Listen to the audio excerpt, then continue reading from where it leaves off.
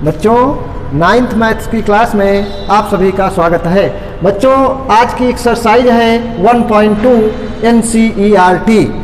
इस एक्सरसाइज में हम लोग बात करेंगे संख्या रेखा पर रूट 2 के स्थान को निरूपित करना है। यानी रूट 2 जो होती है संख्या, परिमेय संख्या, इसके स्थान को बताना है, यानी संख्या रेखा पर इसका स्थान कहाँ पर है। तो बच्चों, संख्या रेखा पर रूट 2 या परिमेय संख्या है। बात कर लेते हैं परिमेय संख्याएं। यानी परिमेय संख्याएं हमने बताई थी, इससे जो पहले लेक्चर हुआ है उसमें हमने बात बताई थी परिमेय संख्याएं कौन सी होती हैं। P/Q के रूप वाली सभी संख्याएं परिमेय संख्याएं होती हैं। बस शर्त होती थी कि हर यानी Q नॉट इक्वल 0, Q का मान 0 नहीं लिया जाएगा।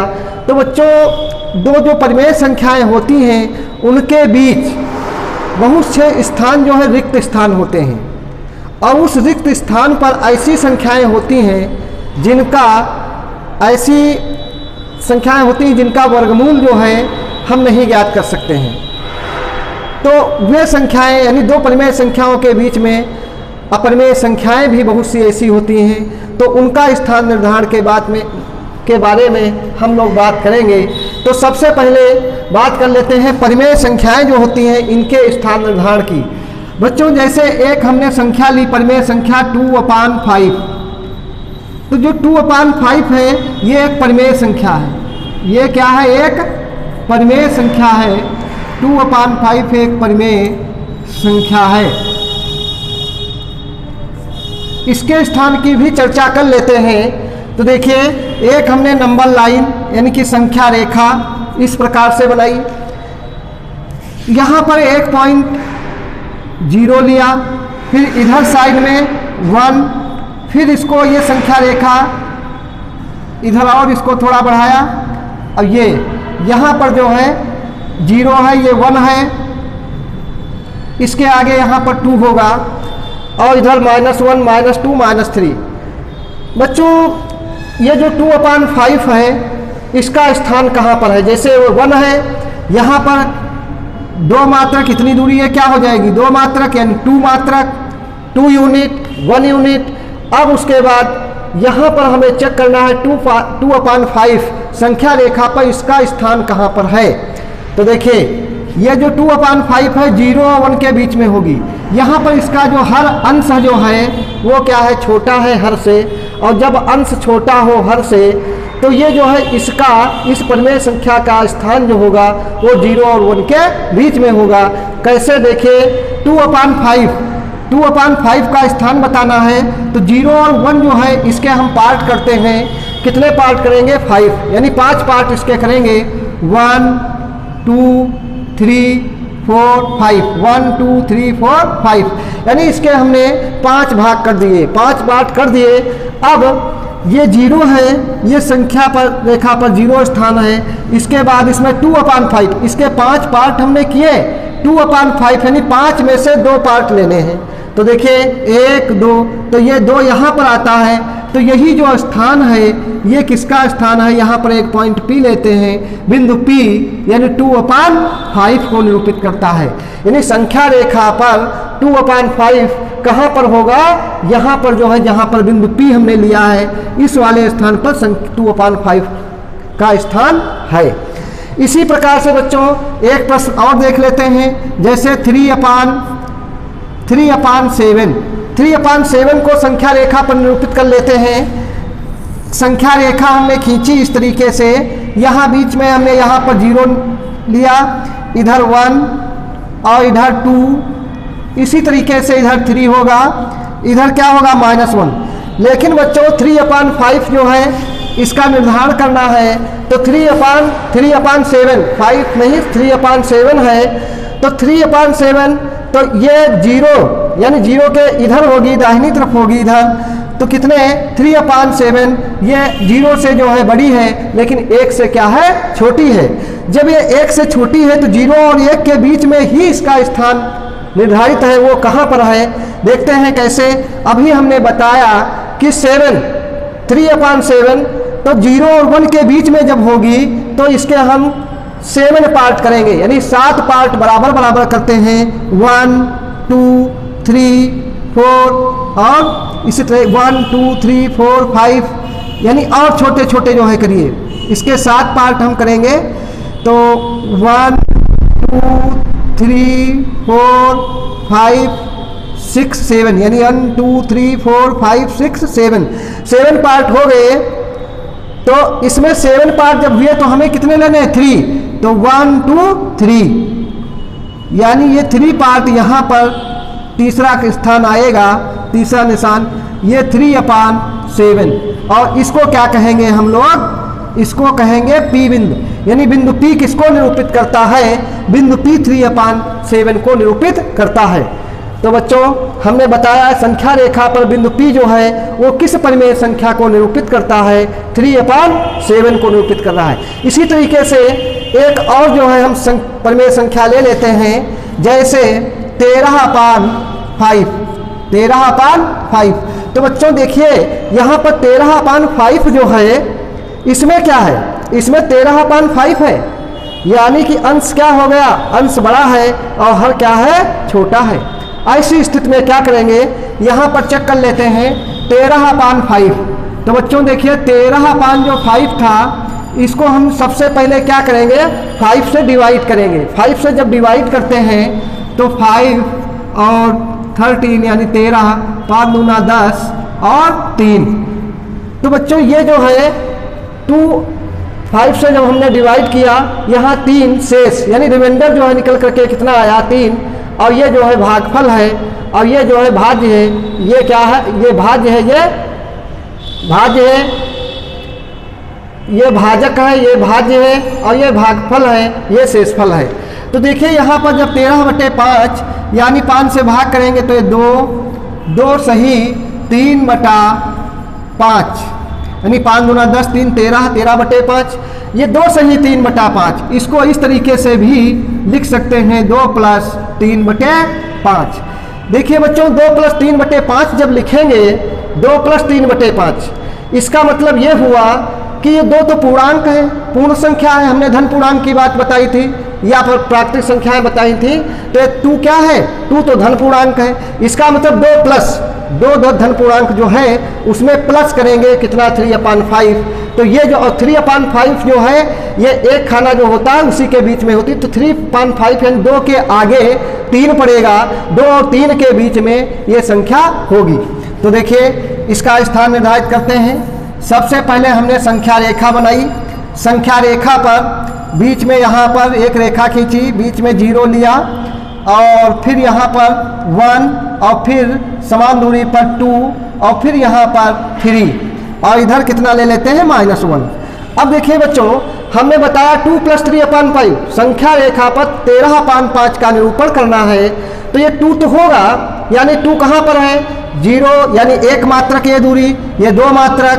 अब 2 के आगे 3/5 है, तो 2 के बाद में इस वाले खाने में हमारे जो है 3/5 यहाँ पर ले लेते हैं और इधर 2 + 3/5 13/5 को निरूपित करेगा। तो देखिए 3/5 यानी 2 तो यहाँ तक हो गए, ये 2 पूर्णांक है यानी पूर्णांक है, ये क्या है 2 पूर्णांक है, पूरा पूर्णांक है। तो 2 पूर्णांक है वो कहाँ पर, यहाँ 2 प्लस में है तो इधर जाएगा, ये कितना है 3/5। तो इसके हम 5 पार्ट करते हैं 3/5 के, 1 2 3 4 यानी 1 2 3 4 5 5 पार्ट हो गए। उसमें से कितने लेने हैं बच्चों, 3 यानी 1 2 3। तो ये 3 हमने ले लिया। ये किसको निरूपित करता है, ये निरूपित करता है, देखिए ध्यान देना क्या निरूपित करता है, 0 से 1 1 से 2 यानी 2 पूर्णांक और 2 में कितना लिया 1 2 3 3/5 ये, तो 2 + 3/5 टोटल किसके बराबर है, यानी ये निरूपित करता है 2 + 3/5 को, और वो है क्या 13/5। तो 13/5 का स्थान निर्धारण हमने किया, वो बिंदु P है, यानी बिंदु P बराबर कितना है, अतः बिंदु P बराबर कितना है 13/5। तो बच्चों ये जो है बिंदु P को हमने बताया 13/5 कहाँ पर पड़ेगा संख्या रेखा पर, उसका स्थान यहाँ है। तो इस तरीके से हमने परिमेय संख्याओं का निरूपण संख्या रेखा पर बताया। अब बच्चों बात करते हैं अपरिमेय संख्याएं। हमने बताया कोई धन पूर्णांक है जो किसी संख्या का पूरा पूरा वर्ग नहीं है और उसका वर्गमूल लिया जाए तो कितना होता है, अपरिमेय संख्या। देखिए ध्यान दीजिए, जैसे एक धन पूर्णांक हम लेते हैं 16 यानी 16, तो इसका देखिए वर्गमूल निकल आता है। इसको हम 4 × 4 लिखेंगे और ये कितना देगा हमको 4, यानी इसका तो वर्गमूल हम निकाल चुके हैं। 8th क्लास में पढ़ा होगा किसी संख्या का वर्गमूल कैसे निकाला जाता है, तो 4 आ गया। इसी प्रकार से कुछ ऐसी संख्याएं होंगी, जैसे हमने 25 लिया, 25 का वर्गमूल निकालना चाहा तो 5 × 5 बराबर कितना आ गया 5। ये अपने आप में क्या है, धन पूर्णांक है। 5 भी धन पूर्णांक है और 4 भी धन पूर्णांक है। लेकिन ऐसी संख्याएं होंगी, जैसे देखिए रूट हमने 5 लिया, इसका ये किसी का पूर्ण वर्ग नहीं है, यानी पूरा पूरा वर्ग नहीं है। ये पूरा पूरा वर्ग का मतलब पूर्ण वर्ग, जैसे 25 है, 36 है, 49 है, पूरे पूरे वर्ग होते हैं, तो ये पूर्ण वर्ग संख्याएं बोली जाती हैं। लेकिन ये 5 जो है किसी का वर्ग नहीं है। जब किसी का वर्ग नहीं है तो इसका वर्गमूल नहीं निकाल सकते। जब वर्गमूल नहीं निकाल सकते तो इसको कहेंगे क्या, अपरिमेय संख्या। इसको नाम क्या देंगे, अपरिमेय संख्या।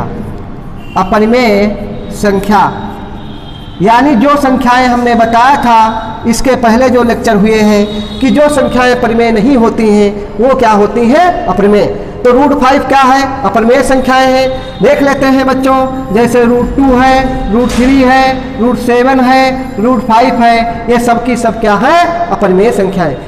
तो ये अपरिमेय संख्याएं हैं। तो यहाँ पर आज हम लोग जो है एग्जाम्पल नंबर 3 NCERT एग्जाम्पल है, संख्या रेखा पर रूट 2, ये जो अपरिमेय संख्याएं होती हैं इनके स्थान का निर्धारण यानी कीजिए, यानी इनके स्थान को बताइए। संख्या रेखा पर ये कहाँ पर पड़ेगी। रूट 2 जो होता है बेटा, ये इसका मान रूट 2 इसका मान होता है 1.414 इस तरीके से। तो ये तो क्लियर है 1 के बाद में आएगी, लेकिन 1 के बाद में आएगी तो ये कहाँ पर आएगी, देखिए प्रयास करते हैं हम लोग। तो रूट 2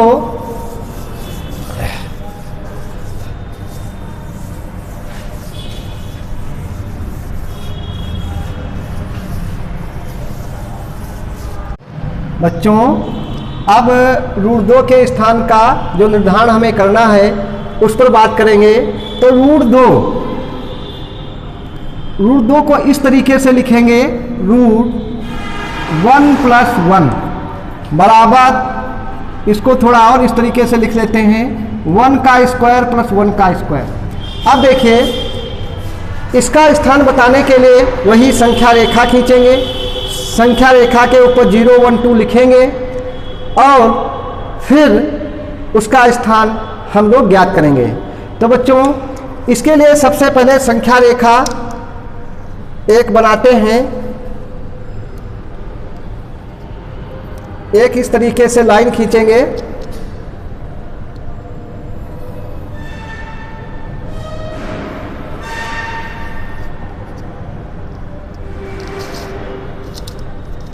ये बच्चों हमने एक नंबर लाइन यानी संख्या रेखा खींची। अब यहाँ पर 0 लिख लेते हैं, इधर 1 रहेगा, यहाँ पर 0 लिखा, फिर ये 1 और इधर यहाँ पर 2 और फिर 3।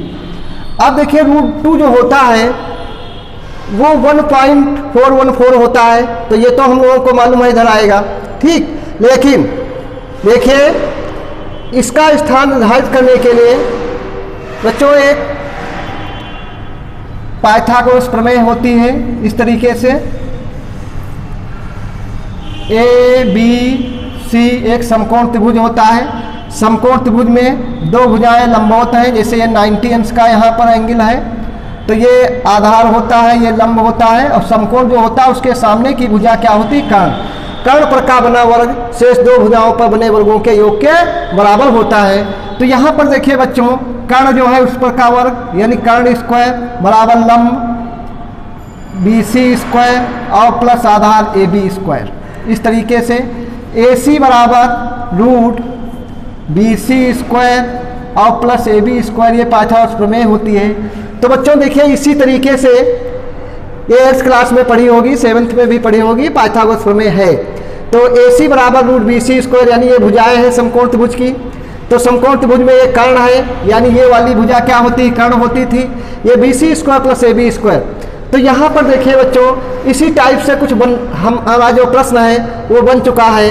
देखिए रूट 2 है बराबर रूट 1 स्क्वायर प्लस 1 स्क्वायर, यानी कर्ण जो होता है वो क्या होता है ये, और हम लोगों का ये रूट 2 दिया है, यानी कि यही तो दिया है AC का मतलब ये है, और AC समझ लीजिए यही है। तो इस प्रकार से क्या है, कर्ण ही है। तो यानी हमें कर्ण बताना है। अब ये कर्ण तो होता ये है, लेकिन हमें कहाँ बताना है, संख्या रेखा पर। जैसे मान लीजिए ये है हमारी संख्या रेखा, तो कर्ण तो आया ये, कर्ण कौन सी आई, रूट 2। तो ये जैसे मान लीजिए एक ये है और रूट 2 ये हो गई, क्योंकि 1 का स्क्वायर पाइथागोरस प्रमेय में लगाएंगे रूट 2। लेकिन ये आएगी ना रूट 2, और हमें बताना कहाँ, इस वाली लाइन पर। तो इसके लिए देखिए थोड़ा ध्यान देते हैं बच्चों, यहाँ पर 0 1 के बीच में 0 1 जो है इसको हम क्या करेंगे, 0 से 1 यानी एक मात्रक है। हम लोगों का कितना है प्रश्न में, 1 + 1 यानी 1 का स्क्वायर प्लस 1 का स्क्वायर। तो यहाँ पर 1 + 1 है, तो ऐसा करते हैं, यह जो है यहाँ पर एक मात्रक ये ले लेंगे। कितना ले लेंगे बच्चों, एक मात्रक। और इसी बिंदु पर ये जो 1 है, इसी बिंदु पर, क्योंकि 1 के बाद में होगा ना, हमने बताया 1.414 होता है। इसी बिंदु पर, ये नियम है, इसी बिंदु पर 90 अंश का कोण बनाएंगे। यहाँ पर कितने अंश का कोण बनाएंगे, 90 अंश का। तो 90 अंश का कोण कैसे बनाते हैं बच्चों, 90 अंश का कोण, एक जो है चाप लगाते हैं, यानी प्रकार की नोक यहाँ रखेंगे। तो प्रकार की नोक यहाँ रख करके एक चाप इस तरीके से ऐसे लगाएंगे। जब देखिए जैसे बच्चों ऐसे इस तरीके से ये प्रकार की नोक यहाँ पर रखेंगे और एक चाप हम इस तरीके से लगाएंगे इससे, ये चाप लगाया। अब दूरी यही रखेंगे, यानी ये जो थी दूरी यही रखेंगे, ये जो है रहेगी दूरी। अब यहाँ पर जो है प्रकार की नोक रख करके एक जो है ऐसे चाप लगाएंगे, फिर एक यहाँ पर इस तरीके से ऐसे चाप लगाएंगे, फिर वही दूरी रख के एक इस तरीके से और एक ये हमारा 90 अंश का कोण जो है तैयार हो जाएगा। जब ये 90 अंश का कोण आ जाएगा बच्चों, ये 90 अंश का यानी 90 अंश का कोण ये हम लोगों का मिल जाएगा। ये जब 90 अंश का कोण हो गया 90 अंश, तो बच्चों अब यहाँ पर एक मात्रक है ना, ये एक मात्रक है, और दूसरा कितना है, ये भी एक ही था, एक यानी एक था, तो ये भी कितना है, एक ही है, 1 का स्क्वायर प्लस 1 का स्क्वायर। ये देखिए 1 का स्क्वायर प्लस 1 का, तो ये एक है, ये भी एक है। तो बच्चों अब ये जितनी दूरी थी, ये हम लंब खींचने के बाद ये वाली दूरी जो है यहाँ से नाप लेंगे, इस वाले स्थान से और इस बिंदु O तक ये दूरी ले करके, और यानी यह वाली दूरी बिंदु O से ये वाली दूरी ले करके और यहाँ तक हम क्या करेंगे, एक ये चाप लगा लेंगे इससे, यानी ये चाप लगाएंगे बच्चों, ये वाला चाप इस तरीके से। तो ये चाप तैयार हो गया। अब जो है ये चाप हमको कहाँ पर, इस लाइन को काटता है यहाँ पर। ये चाप जब इस लाइन को यहाँ पर काट देता है, तो बच्चों ये वाली जो दूरी है, कौन सी, ये जो सीधी दूरी है, ये यहाँ से यहाँ तक इसको मिला देंगे हम लोग इस तरीके से, इसको इस तरीके से मिलाएंगे। ये जब इसको मिला देंगे इस तरीके से, तो यहाँ पर मिलाने के बाद, क्योंकि देखिए ये 1 है और ये 1 है, और अभी हमने बताया ऊपर जब ये 1 है ये 1 है, तो ये कितनी होती है, √2। कैसे, यहाँ पर देखिए ये 1 लिया गया था ना, AC बराबर 1 का स्क्वायर, क्योंकि 1 1 है, और प्लस 1 का स्क्वायर बराबर √2। तो ये बच्चों जो है AC यानी O, और इसको नाम देंगे हम कितना, O है, इसको नाम देंगे A, और इसको नाम क्या देंगे, B, इस वाले बिंदु को। तो अब इस वाली ये वाली जो दूरी हुई, ये दूरी कितनी हुई, √2। कितनी हुई, √2। अब जब √2 ये हो गई, तो बच्चों निशान यहाँ पर जो है ये दूरी भर लेंगे, और इस दूरी को भरने के बाद ये चाप हम लोग नीचे की तरफ इस तरीके से लगाएंगे बच्चों। तो देखिए ये जो चाप हमने लगाया, यह वाला चाप अभी ये, तो यह चाप जो हमारी संख्या रेखा है उसको कहाँ पर काट रहा है? इस वाले बिंदु पर, इस वाले बिंदु पर काट रहा है। इस बिंदु को नाम दे देते हैं P, और यही बिंदु जो P है इसी को हम कहेंगे क्या है? √2। तो √2 जो है उसका स्थान यानी बिंदु P बराबर कितना है? √2। √2 को निरूपित करता है। तो बच्चों √2 का जो है निरूपण हमने बताया, संख्या रेखा पर √2 के स्थान का निर्धारण या निरूपण यानी बिंदु P किसको दर्शाता है? √2 को। तो सबसे पहले क्या करेंगे बच्चों? आइए यह इधर साइड में देख लेते हैं फिर एक बार। अभी हमने बताया एक रेखा खींचेंगे, इस रेखा पर निशान बनाएंगे 0, 1 और 2। उसके बाद में एक मात्रक दूरी ये भरेंगे। दूरी भरने के बाद ये दूरी ले लेंगे और इस पर यानी इस वाले बिंदु पर हम 90 अंश का एंगल यानी कोण बनाएंगे 90 अंश का।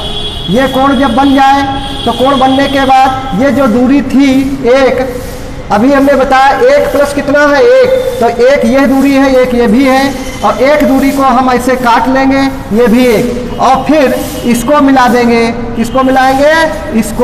इसको जब मिलाएंगे तब ये आ जाएगी √2, और इसी को हम नाप लेंगे √2, और इसको नापने के बाद यहाँ पर जो है प्रकार की नोक रखेंगे।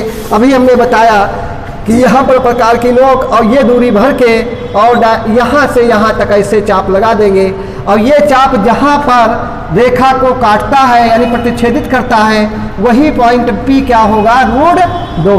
तो बच्चों इस तरीके से √2 का निर्धारण आप लोगों ने सीख लिया। अब बात करते हैं √3 का स्थान निर्धारण, यानी √3 अगला एग्जाम्पल है। √3 संख्या रेखा पर √3 का स्थान निर्धारण कीजिए। तो बच्चों आइए देखते हैं, एग्जाम्पल नंबर है 4। एग्जाम्पल नंबर 4 प्रश्न ने कहा है संख्या रेखा पर √3 यानी इसको √3 कर देंगे, √3 के स्थान का निर्धारण या निरूपण कीजिए। तो सबसे पहले क्या करेंगे बच्चों? अभी हमने बताया उसको लिखेंगे उसी रूप में। तो देखें आपके ऊपर है कैसे आप सोच रहे हैं। √3 को क्या लिखते हैं?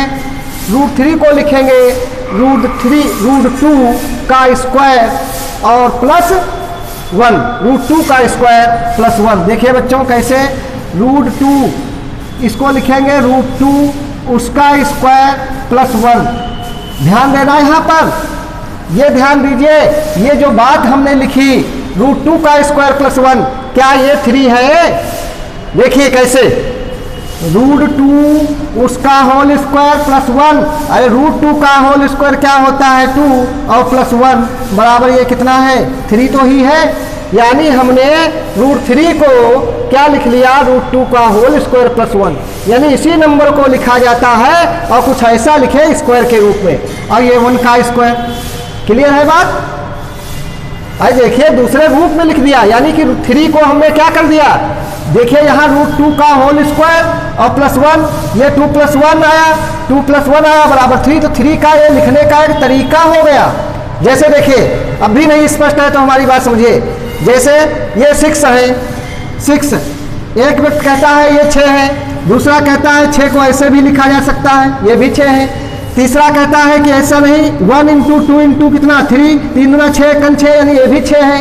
तो 6 को भिन्न भिन्न रूपों में यानी भिन्न भिन्न तरीकों में लिखने का तरीका है। इसी तरीके से देखिए यहाँ पर हम क्या करते हैं? कुछ नहीं कर रहे। ये जो 3 था ये वाला अपना 3 को लिखने का तरीका है। क्या तरीका अपनाया? बोलो। तरीका ये अपनाया, √2 लिखा और उसका क्या किया? होल स्क्वायर प्लस 1 का स्क्वायर। यहाँ पर हमें दोनों पदों का स्क्वायर यानी स्क्वायर का योगफल लिखना है। ऐसे लिख लिया, लिखा तो 3 ही है, और ये जो रूट था वो तो अपने स्थान पर ही है, तो इसको हमने उस रूप में चेंज कर लिया। अब देखिए बच्चों क्या करते हैं, अभी हमने बताया एक रेखा हमने खींची थी इस तरीके से, यहाँ पर फिर लाइन बनाते हैं। ये एक हमने लाइन ये बनाई, ये लाइन बनाई। लाइन बनाने के बाद अभी हमने बताया था यहाँ पर 0 लेंगे, कितना लेंगे? 0। इधर कितना लिया जाएगा? 1, और इधर कितना लिया जाएगा? 2। अब बच्चों √3 का स्थान निर्धारण करना है। तो √3 का स्थान निर्धारण करने के लिए अभी हमने बताया था ये 1 मात्रक लेंगे, यहाँ पर 90 अंश का क्या बनाएंगे, 90 अंश का कोण बनाएंगे इस तरीके से। अभी हमने बताया था जिस तरीके से, तो ये जब कोण बन जाएगा 90 अंश का, तो इसी में ये 1 मात्रक है, तो 1 मात्रक जो है उतनी ही दूरी भर लेंगे और यहाँ से 1 मात्रक इस तरीके से कट कर देंगे इससे। और जब कट करेंगे ये जितनी दूरी है उतनी, यानी और ऊपर बढ़ा दीजिए, ये जितनी दूरी है उतनी, और ये 1 मात्रक हो गया, 1 मात्रक हो गया। जब 1 मात्रक कट कर देंगे तो इसको जो है मिलाएंगे इससे बच्चों। ये मिलाया तो ये कितना आया, √2 आया। कितना आ गया, √2 आ गया। जब ये √2 आ गया और ये 1 है, तो ये √2 तो हमने पता कर लिया। इसको नाम यहाँ पर देंगे O और इसको नाम देंगे इस बिंदु का A, इसको नाम देंगे कितना B, OAB एक बन गया। अब उसके बाद देखिए इसका निर्धारण तो हमने बताया था। अब ये दूरी लेकर के यहाँ पर जो है इस तरीके से ऐसे चाप लगाएंगे, ऐसे ऐसे ऐसे इस तरीके से चाप लगाएंगे यहाँ पर, तो ये √2 होगा। अब इसी में देखिए बच्चों ये कितना है, √2। ये जो OB दूरी है ये कितनी है, √2 है। OB दूरी जब √2 है तो यही बिंदु B पर हम 90 अंश का कोण बनाइए, यानी अब इसको आधार मान लीजिए, तो 90 अंश का कोण बनाएंगे तो कुछ इस तरीके से बनेगा। इससे 90 अंश का कोण कितना आएगा, ये इस तरीके से 90 अंश का कोण बनाते हुए ऐसे रेखा खींचेंगे। जब हम 90 अंश का एंगल बनाएंगे ऐसे, तो ये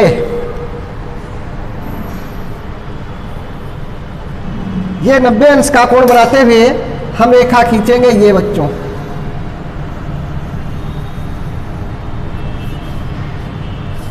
ये 90 अंश का एंगल हमने बना लिया और यहाँ पर देखिए ये कितना है, √2। अब हमने लिखा क्या था, √2 का स्क्वायर प्लस 1, तो ये तो √2 हो गई। यहाँ पर बच्चों ये जो थी ये दूरी हमने जो 1 मात्रक ली थी ये, यानी ये दूरी और ये दूरी बराबर है। उसके बाद इतनी ही दूरी, यानी ये दूरी 1 थी और इसी दूरी को 1 लिया यहाँ पर, और दूरी इतनी ही रखेंगे और इसको रख करके यहाँ पर कट कर लेंगे। ये ऐसे उतनी ही दूरी लेंगे और ये दूरी कट कर लेंगे, तो ये आ जाएगी कितनी, 1 मात्रक। ये दूरी जो है अपने यहीं पर जो है 1 मात्रक हो गई, ये 1 मात्रक हो गई। और 1 मात्रक जब ये हो गई और ये है √2 और ये 1, तो इसको जो है हम मिलाएंगे। किसको मिलाएंगे, अब इसको सीधा जो है इस तरीके से मिला देंगे बच्चों, इसको ऐसे, यानी इस तरीके से ये हम इसको मिला देंगे इससे। जब इसको ऐसे मिलाएंगे तो ये दूरी आएगी, ये √2 का स्क्वायर, 1 का स्क्वायर, ये √3, ये कितनी हो गई, √3। OABC यानी OC दूरी जो है ये √3 है। अब बच्चों देखिए ये √3 तो ये आ गई, ये कितनी आई, √3। तो √3 तो ये दूरी आई ना, हमें √3 बताना कहाँ है, संख्या रेखा पर √3 का स्थान कहाँ होगा। तो देखिए अब कौन सी दूरी भरेंगे, अब जो है हम ये वाला निशान यहाँ पर प्रकार की नोक और इसको यहाँ पर लेंगे ऐसे, ये दूरी भर करके और एक चाप लगाएंगे इस तरीके से ऐसे, ये बच्चों। तो देखिए ये हमने ये चाप लगाया, इसी दूरी को लेकर के यह चाप यहाँ पर काटता है। कहाँ पर काट रहा है, ये चाप अभी हमने बताया, ये चाप यहाँ पर जो है ये काट रहा है। तो ये जो स्थान होगा, ये वाला जो पॉइंट होगा, इसको हम नाम ले लेते हैं P, और इसका जो है स्थान, इसका स्थान कितना हो जाएगा, ये बिंदु कितना हो जाएगा, √3। तो इस तरीके से बच्चों संख्या रेखा पर किसी अपरिमेय संख्या का स्थान जो है हम लोग क्लियर करते हैं, अपरिमेय संख्या जो है इसका स्थान निर्धारण करते हैं। तो यानी कि ये तो √2 आया था यहाँ पर और √3 का ये। अब बच्चों इसी तरीके से हम जो है निकाल सकते हैं √5 का निकाल सकते हैं। √5 का कैसे निकालेंगे, देखिए √5 का निकालने के लिए 2 का स्क्वायर लिखिए प्लस 1 का स्क्वायर लिखिए, 2 दूना 4 1 5। तो हम क्या करेंगे, सबसे पहले ये दूरी खींचेंगे, यहाँ पर 0 लिखेंगे, यहाँ पर 1 लिखेंगे और यहाँ पर कितना इधर लिखेंगे 2, क्योंकि 2 मात्रक है, यहाँ पर 2। अब देखिए कितने मात्रक लेंगे, 2 मात्रक 0 से 1 मात्रक 2 मात्रक, यहाँ से यहाँ तक बच्चों हम ये 2 मात्रक ले लेंगे, और 2 मात्रक लेंगे जब लेते हैं ये 2, तो उसके बाद कितना 1, तो 2 पर ही हम 90 अंश का 90 अंश का कोण बनाएंगे। फिर कितना है बाद वाला 1, तो उस पर 1 निशान ऐसे, जैसे ये 1 2 था तो ये 1 निशान यहाँ पर कट कर लेंगे, और उसके बाद इसको मिला देंगे। कैसे? इसको मिलाएंगे, ये कितना मिल जाएगा हमको? √5। कितना मिल गया? √5। अब यह वाली हम दूरी भरेंगे। कौन सी दूरी? यही जो है भरेंगे बच्चों, इस तरीके से यहाँ पर जो है ये दूरी प्रकार की जो है इसमें भर लेंगे। ये दूरी इस तरीके से ऐसे भर के ये, और यहाँ पर जो है ये चाप लगा देंगे। तो इस तरीके से देखिए ये हम दूरी भरेंगे और ये चाप लगाएंगे ये, तो यहाँ पर कितना आ जाएगा? इस बिंदु पर बिंदु P बराबर √5। इसी तरीके से बच्चों आप लोगों को करना है √13, यानी √13 जो होता है इसका स्थान निर्धारण प्रयास करना है। क्या होगा? और √5 बता दिया, √7 है इसका जो है स्थान निर्धारण, तो ये √13 और √7 का आप लोगों को करना है। क्वेश्चन नंबर 1 है, अभी जो है हम बता रहे थे, अभी हमने बात की एग्जाम्पल नंबर 3 और 4 को लेकर के। वो एग्जाम्पल इसी एक्सरसाइज पर आधारित थे, उसी टाइप के प्रश्न हैं इस एक्सरसाइज में, इसीलिए हमने वो 2 एग्जाम्पल बताए और आपकी एनसीईआरटी पुस्तक के एग्जाम्पल हैं। अब क्वेश्चन नंबर 1 क्या है? नीचे दिए गए कथन सत्य हैं या असत्य, कारण के साथ अपने उत्तरों को देना है। तो देखिए नंबर 1 क्या है? प्रत्येक अपरिमेय संख्या एक वास्तविक संख्या होती है, यानी हर एक अपरिमेय संख्या एक वास्तविक संख्या होती है। बच्चों आंसर देंगे सत्य है, यानी सत्य असत्य बताना है, तो ये क्या है? फर्स्ट जो था ऑप्शन ये सत्य है। क्या है? आंसर देंगे सत्य है। क्यों सत्य है? कारण के साथ बताना है, तो कारण क्या देंगे इसमें? प्रश्न ने कहा है प्रत्येक अपरिमेय संख्या एक वास्तविक संख्या होती है। बच्चों हमने बताया था, कहता हर एक अपरिमेय संख्या वास्तविक होती है, तो ये बात सही है, क्योंकि हमने बताया था जो वास्तविक संख्याएं होती हैं वो क्या होती हैं? वो परिमेय और परिमेय संख्याओं का मिश्रण होता है, यानी परिमेय और परिमेय संख्याओं को मिलाने से ही अपरिमेय संख्याएं जो है, परिमेय अपरिमेय संख्याओं को मिलाने से ही वास्तविक संख्याएं जो है प्राप्त होती हैं। कौन सी संख्याएं? वास्तविक। तो यहाँ पर हम लिखेंगे सत्य है, क्योंकि बच्चों लिख लेंगे सत्य है, सत्य के आगे लिखेंगे परिमेय और अपरिमेय संख्याओं को मिलाने पर ही वास्तविक संख्याएं प्राप्त होती हैं, इसलिए ये कथन सत्य है। परिमेय और अपरिमेय संख्याओं को मिलाने से ही वास्तविक संख्याएं बनती हैं। ये उसके बाद सेकंड है संख्या रेखा का प्रत्येक बिंदु √m, संख्या रेखा का प्रत्येक बिंदु √m के रूप में होता है, यानी संख्या रेखा का प्रत्येक बिंदु √m के रूप में होता है। तो देखिए बच्चों संख्या रेखा का कहते हैं कि हर एक बिंदु √m के रूप में होता है। देखिए ये संख्या रेखा, तो इसको हम क्या कहेंगे? असत्य। इसको नाम क्या देंगे? सेकंड का जो आंसर होगा वो होगा असत्य। क्या होगा बच्चों? असत्य। क्यों असत्य होगा? देख लीजिए संख्या रेखा ये हमने खींची, संख्या रेखा खींचने के बाद यहाँ लिखा 1 2 3 4 5 इस तरीके से लिखेंगे। तो बच्चों देखिए जैसे इधर जो है लिखा ये √0 लिखा, 1 लिखा, 2 लिखा, 3 लिखा, 4 लिखा, तो इधर तो √m के रूप में कह रहा है, तो 4 जो है इसको भी √m लिख देंगे, 3 जो है इसको भी √3 कह सकते हैं यानी √m के रूप में, 2 जो है इसको भी √m के रूप में यानी √2 कह सकते हैं, 1 जो है इसको भी √m के रूप में लिख सकते हैं √1, और 0 को भी √0 लिखा जा सकता है। लेकिन बच्चों इधर जब आएंगे ये -1 यानी ऋणात्मक संख्याओं का जो वर्गमूल है वो नहीं निकलता है, यानी ऋणात्मक संख्याएं जो माइनस वाली हैं -1 -2 -3 इनका वर्गमूल संभव नहीं है। जब इनका वर्गमूल नहीं, इनका वर्गमूल काल्पनिक होता है, जब इनका वर्गमूल नहीं निकाल सकते हैं तो प्रश्न ने क्या कहा? प्रश्न ने कहा संख्या रेखा का प्रत्येक बिंदु √m के रूप में होता है, तो हम कहेंगे नहीं, यानी असत्य है। क्यों? क्योंकि संख्या रेखा पर ऋणात्मक संख्याएं भी होती हैं जिनका वर्गमूल संभव नहीं है। अब देखिए इसके बाद थर्ड नंबर, प्रत्येक वास्तविक संख्या एक अपरिमेय संख्या होती है। प्रत्येक वास्तविक संख्या, प्रश्न ने कहा है हर एक वास्तविक संख्या, यानी कि ये जितनी की जितनी सब वास्तविक संख्याएं हैं, ये सब क्या होती हैं, प्रत्येक वास्तविक संख्या रेखा का प्रत्येक, यानी कि प्रत्येक वास्तविक संख्या एक अपरिमेय संख्या होती है। प्रत्येक वास्तविक संख्या एक अपरिमेय संख्या होती है। ये कथन क्या है बच्चों, ये असत्य है। इसलिए असत्य है क्योंकि वास्तविक संख्याओं के समूह में परिमेय संख्याएं भी होती हैं।